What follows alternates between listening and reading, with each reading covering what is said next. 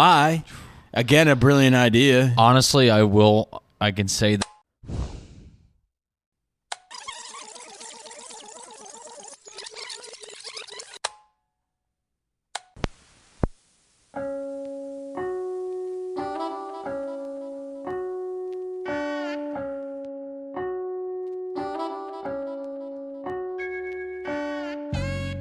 I'm Rich. And I'm Josh. Make sure your Walkman is at full battery because we're diving into our dad tapes.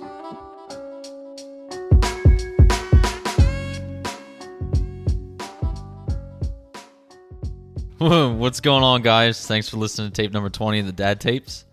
Let's get rolling. What are we drinking tonight, bro? What you bring us?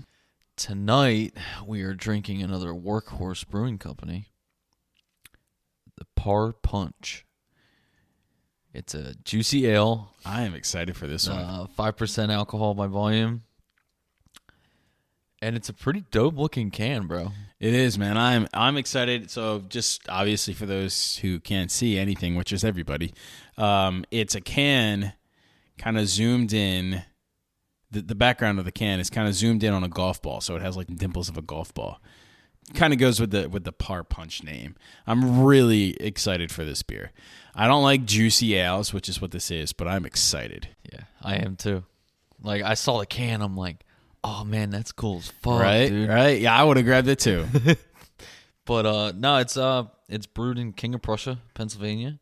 It's 5%. What is it? 5%. Yeah. 5% ABV, and then again, it's a juicy ale. So, you know what? What's your opinion on it? I don't know. We're about to find out right now. 12 seconds later. I had to take the second sip, ladies and gentlemen.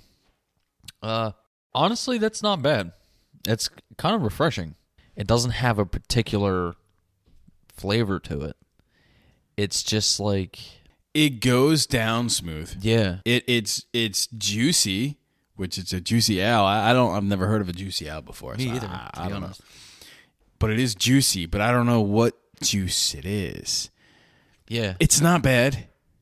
It's not like, oh my God, let me pound down another one. You know what? On a golf course. I was just going to say I disagree. As long as you don't fucking drive and spill them all over again. Driving like an asshole. Fourth hole, guys. On an 18-hole day. And he on the fourth hole. God, anyway. It's not a bad beer at all. I would get it again. It wouldn't be my first go-to, but I would get this again.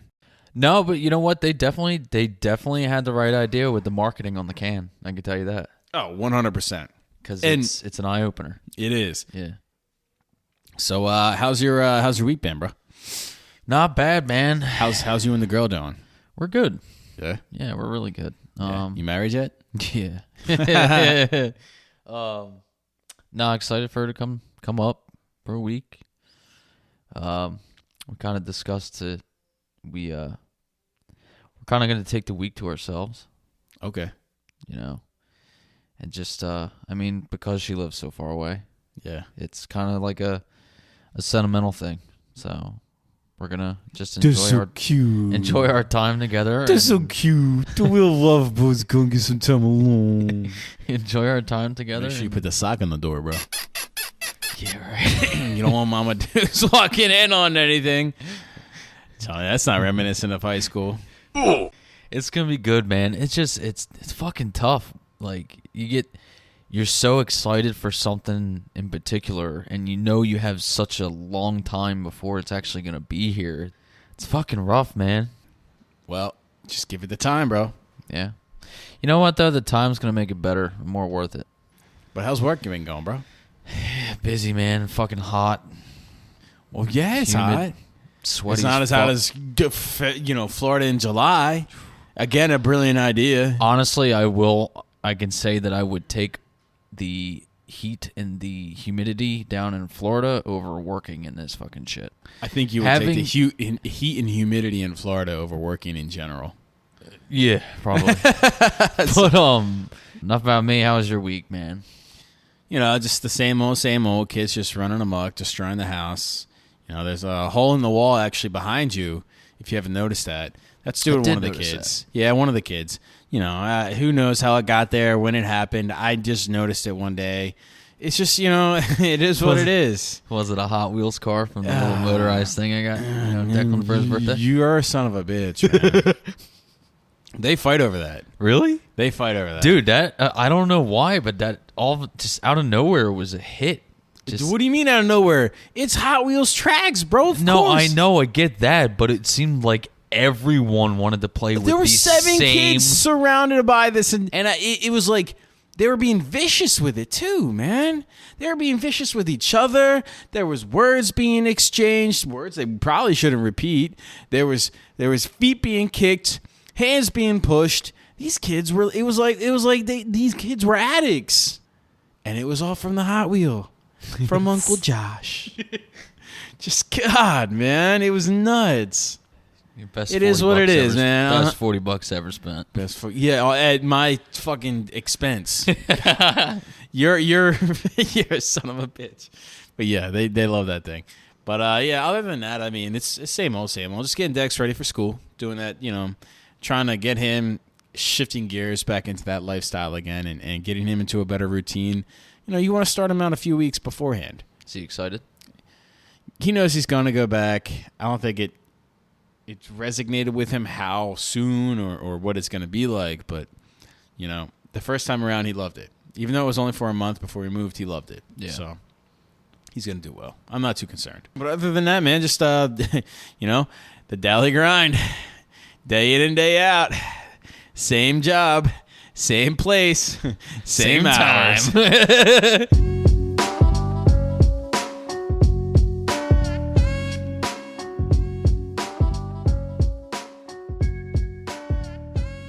It's normally this would be your time to be prepared. Normally, yeah. But as we said last episode, it's not. We're how much more can we prepare? You can only prepare so much. You're right, and you can only prepare so much. And once you get past that stage of preparation, the only other thing you can do thereafter is just be aware. Yep. Be aware of yourself, your surroundings. Be aware of everything. Yeah. So we've spent this time in our first 19 episodes with you guys learning tips and tricks on how we can continue to be prepared dads.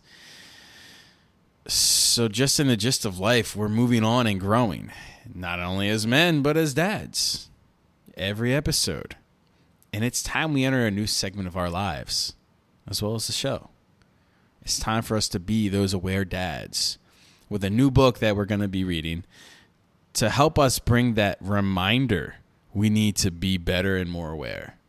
With this, we're introducing a newly dubbed segment, Time to Be an Aware Dad. How we're going to be aware dads is we're going to actually be reading a small portion of a book. It's called The Daily Dad.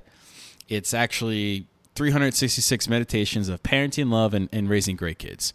It sounds kind of like hippie-ish.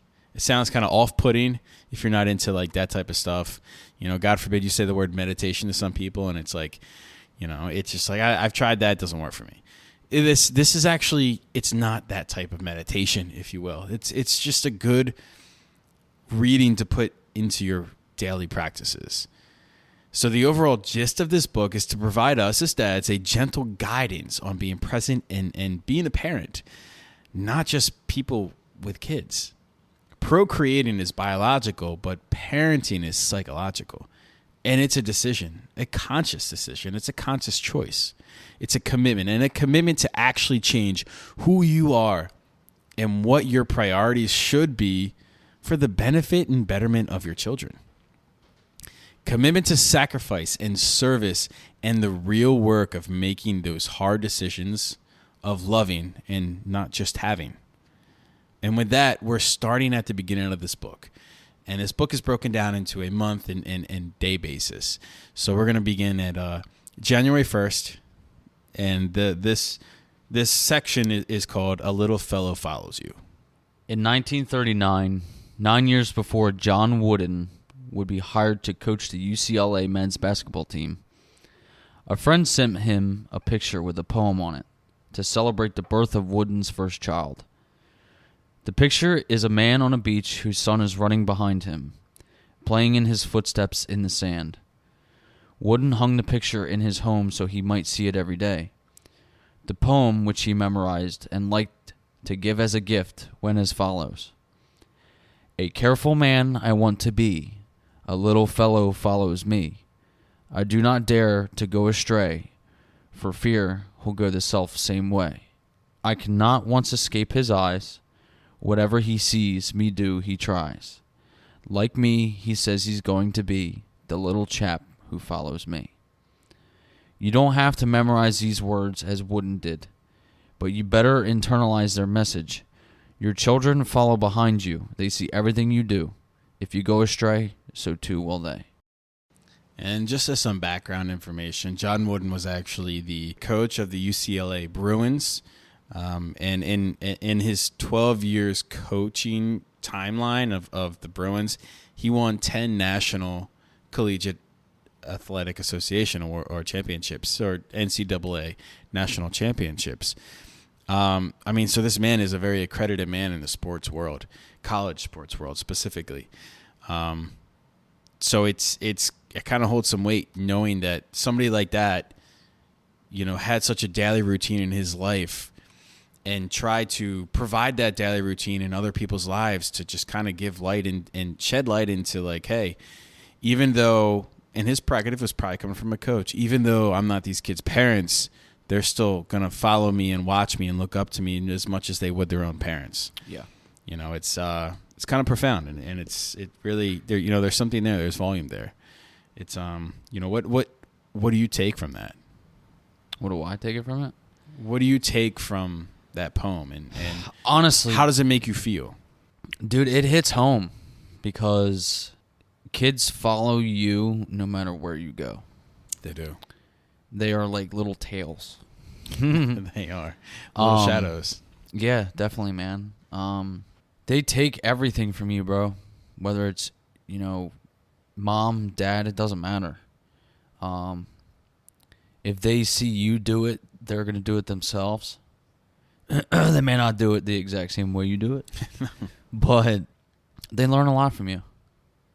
And when I read that poem and it talks about going astray, it's mainly don't go a way that you don't want your kids to go. Yeah. Don't go somewhere yourself that you don't want your kids to go. Yeah. I kind of support that, and I take away the same type of thing when they talk about going astray. And sometimes, as we live our lives, we lose that consciousness and awareness of our own direction in life. Life happens, work happens, relationships happen, stress, anxiety, so many other different types of emotions that can influence your day-to-day life happen.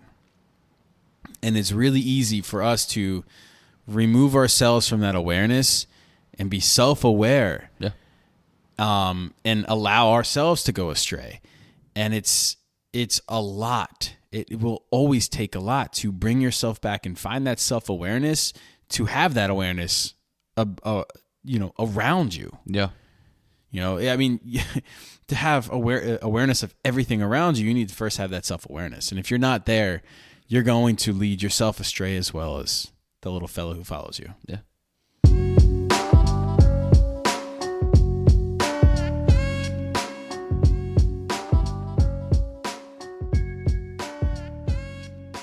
We all have memories of being children and mocking or copying people and peers just to kind of get a rise out of them. I know I've done that. I even see my own two kids doing it to each other.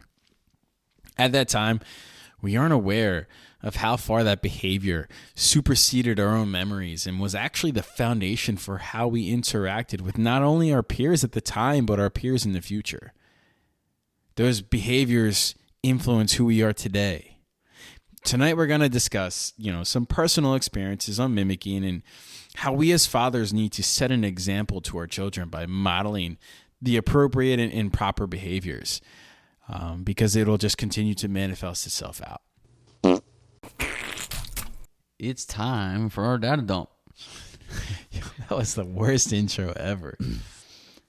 Developmental psychologists have always known children learn by imitating adults. Now, there is a new study that finds a particular kind of imitation, over-imitation, in which a child copies everything an adult shows them, not just the steps that lead to some outcome. Appears to be a universal human activity.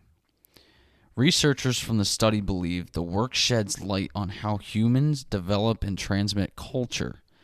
Scientists have been finding this odd effect where children will copy everything that they see an adult demonstrate to them, even if there are clear or obvious reasons why those actions would be irrelevant, says a psychologist from the study. It's something we know that other primates don't do. If a chimpanzee is shown an irrelevant action, they won't copy it. They'll skip right to the next action that makes something happen. That's crazy. It's crazy to think that that's only really applicable to humans. Yeah. Right. I mean, clearly they said it's not even, primates don't do that, and they're our closest ancestors. That's crazy. It really goes to show, how we are so different. And that was our data dump. You didn't have to do it the same way, you fucking dog. I'm putting it. There's one of the funniest moments, and it came down to verbal imitation. One of the funniest moments that I've been confronted with, a couple of funny moments that I've been confronted with Declan, and having that realization of, I need to do better as a dad, as a parent, as a father, so my kid doesn't continue to do this. And I'm going to get vulgar here for a minute. It was when we were in Baltimore, and we were in the elevator, and I there was another couple people in there, and Jill and I and Bridget and Declan were there, and Declan goes to hit the button, and it actually stops on a floor to let the other people out, and as it stops, the doors open up, and Declan goes to go out, and we were like, Dex, it's not the floor we had to get out on. And he just looks over at the button, and the button, he still presses lit up, and he looks over at me, and he gets a scowl on his face, and he's like, fucking elevators. And I'm just dumbfounded, man. And I didn't know what to do. Have you ever found yourself in a situation to where you just, you have this sudden realization of like, I need to cool it because clearly it's having a profound effect. All the time. It's nuts, man. Dude, I'm not even going to lie, I have the worst mouth. You guys curse like a sailor. You hear it. It's just how I talk. I was raised around truckers growing up my whole entire life. I was raised around fishermen. I get it, man. It's just second nature to me. No, I get it. But the funny thing is now it's like an automatic filter. Yeah. Like my body just knows. When she's around. Like, oh, shit, catch myself.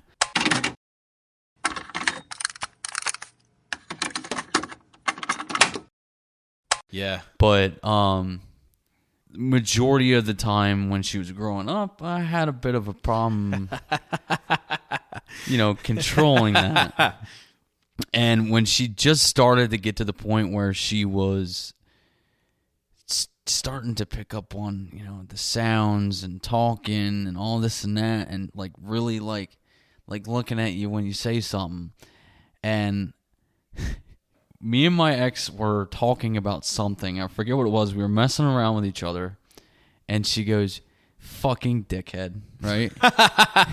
So yes. My ex-wife says fucking dickhead, right?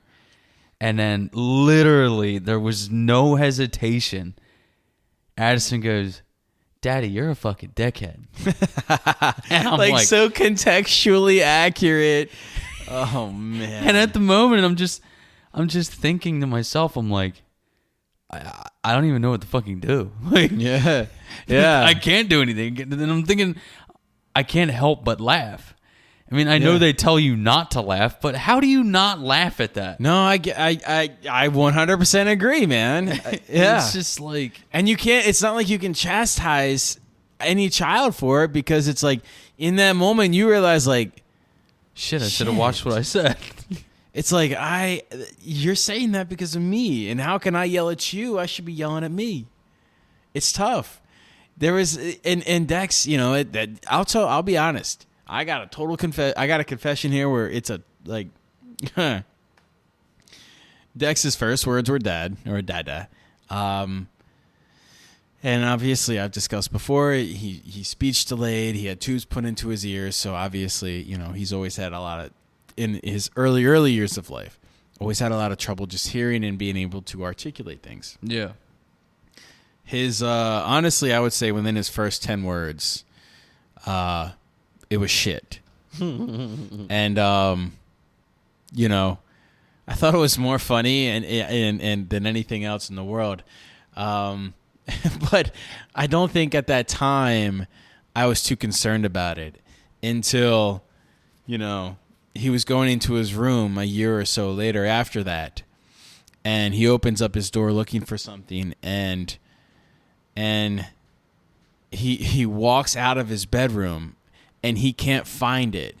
And he says to both Jill and I, he says, "This is bullshit. I can't fucking find it." And I'm just, again, I mean, this kid is like, and it's so contextually perfect. It's almost like I have to compliment him for being like, you know what? Like, that's some large vocabulary. You go, little guy.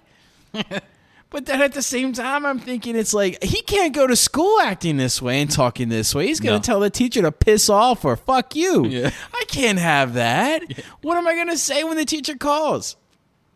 It's tough, man. And it's not only that, you know, not just the words, but it's the physical actions too. Have you caught yourself, like, I don't want to say, you know, you do something out of habit.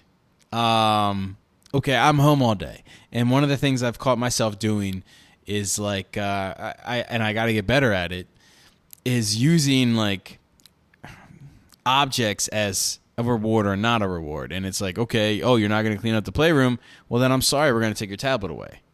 Or I'm sorry, like, you're not going to get tabby time until whenever. And I've noticed he uses those actions and words against Bridget, mimicking me down to a T.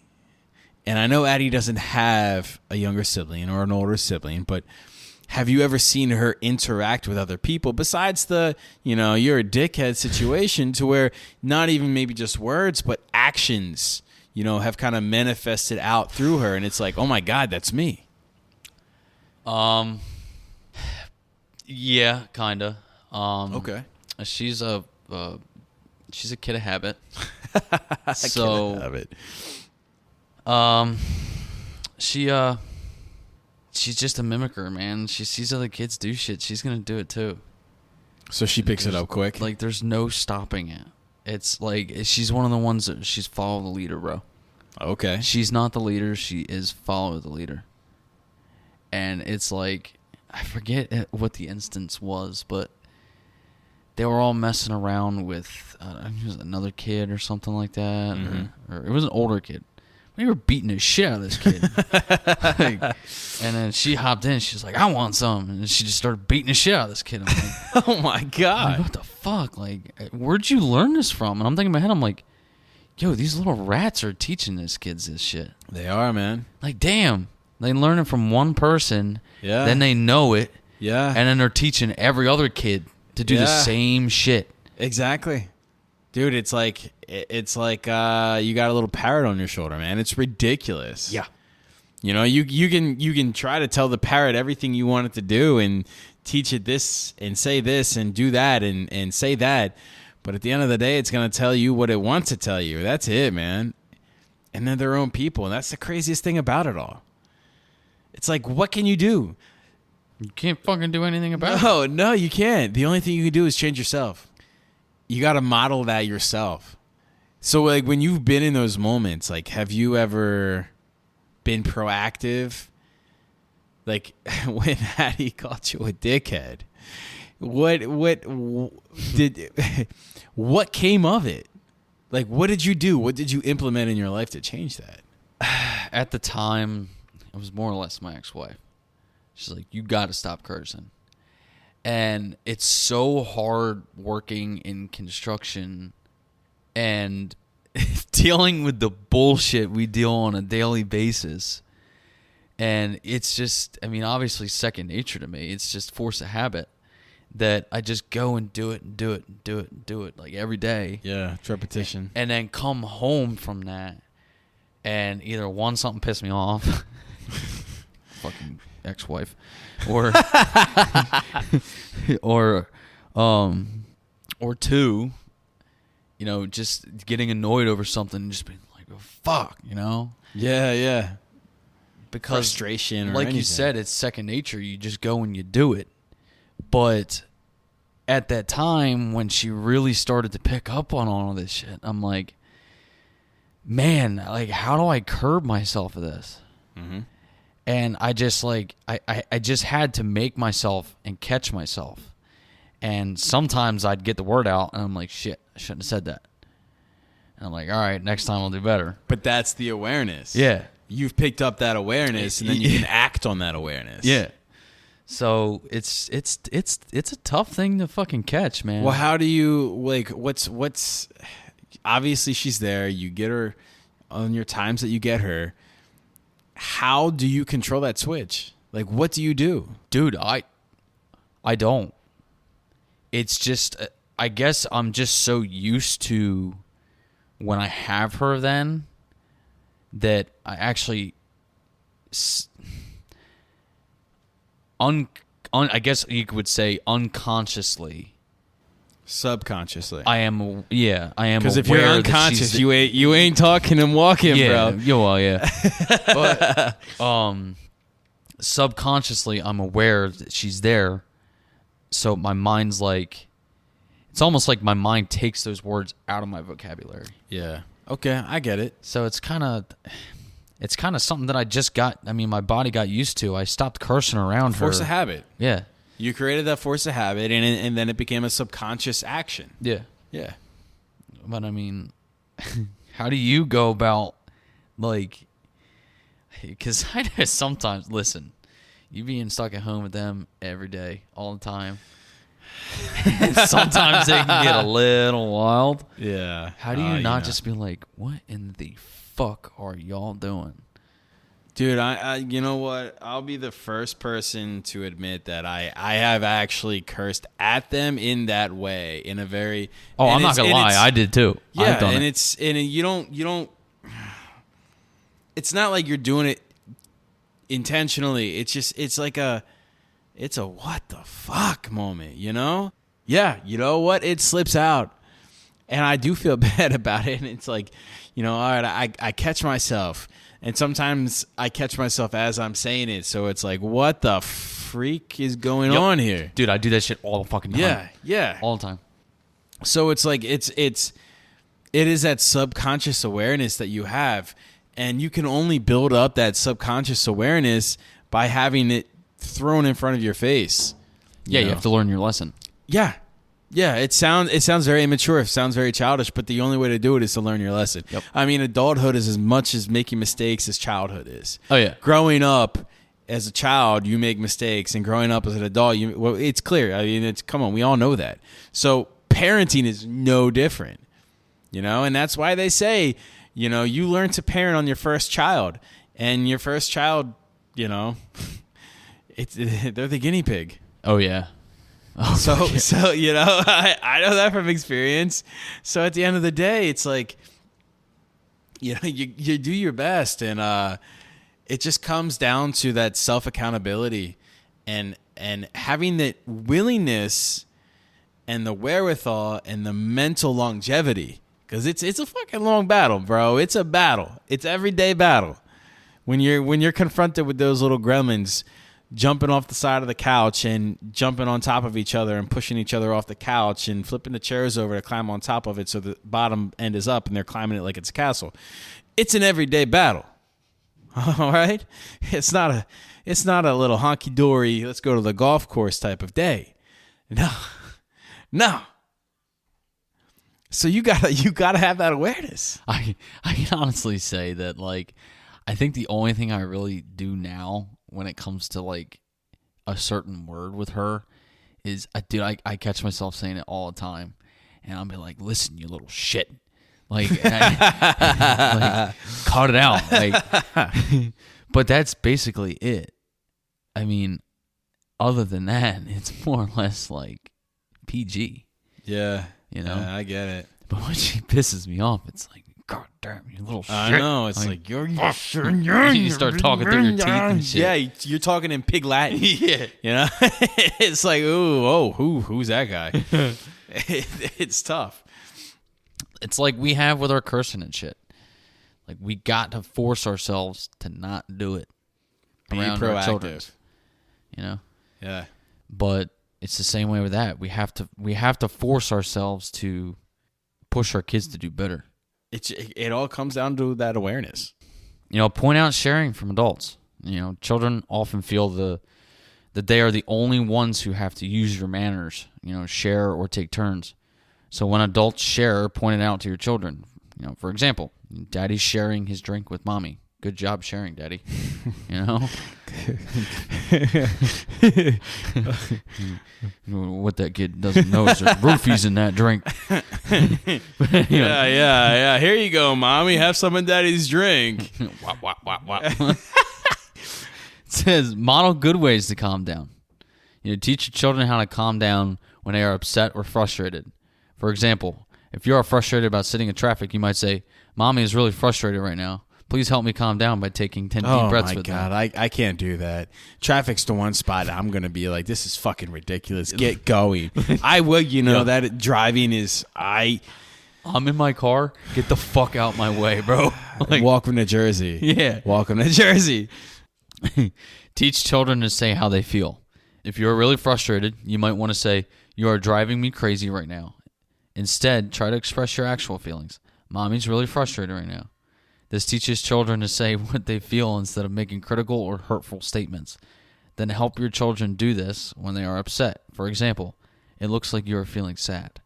And that's big, man. Yeah.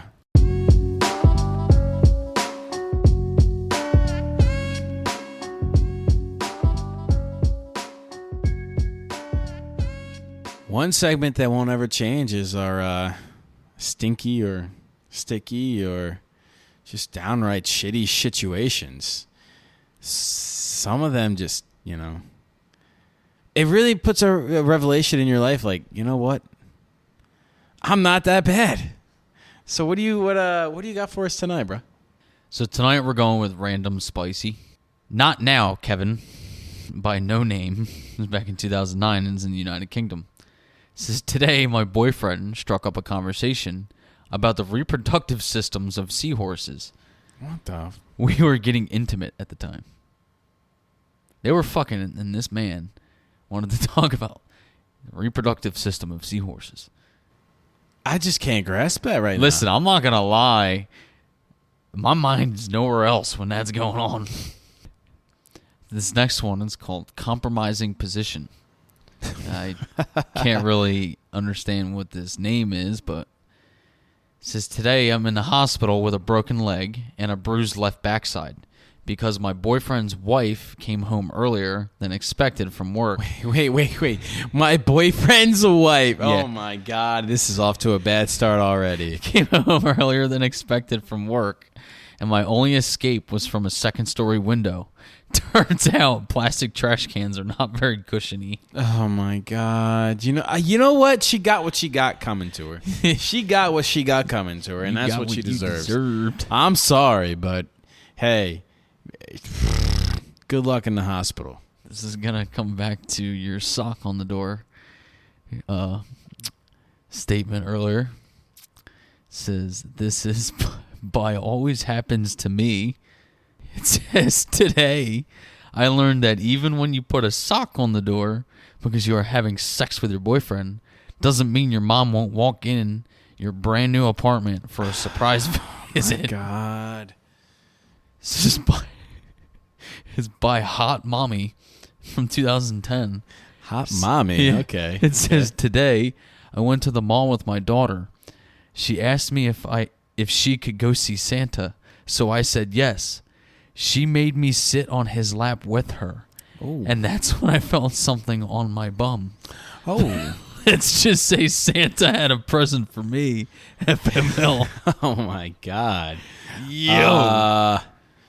Woo. Talk about ringing the back doorbell. All right. You know what? We got to end it there. Holy shit. I think it's time to find Santa on social media. He's not going to be on our Facebook. Where can they find our Facebook at? Our Facebook is at Jesus. / the Dad Tapes. Our Instagram is at the Dad Tapes Podcast. And our Twitter is at the Dad Tapes. Be sure to like, subscribe, and leave a review of the show wherever you listen to podcasts. It really helps us out, guys. You know, I won't be surprised if you guys don't want to rewind it back past the Santa Claus thing. You know, what are you going to rewind it back just to hear about Santa Claus again? And again. My God, and again. Again. But if you decide to anyway, just please don't forget to rewind the tape before you box it back up. That's, even if you do want to hear the Santa, we want you to hear the rest of it. Yeah. So just rewind it all. Screw it. Fuck it. Let's be vulgar. Fuck it. Yeah, because our kids ain't here. Kids asleep. Fuck it. Fuck it. Fuck it. Fucking deuces, man. Later.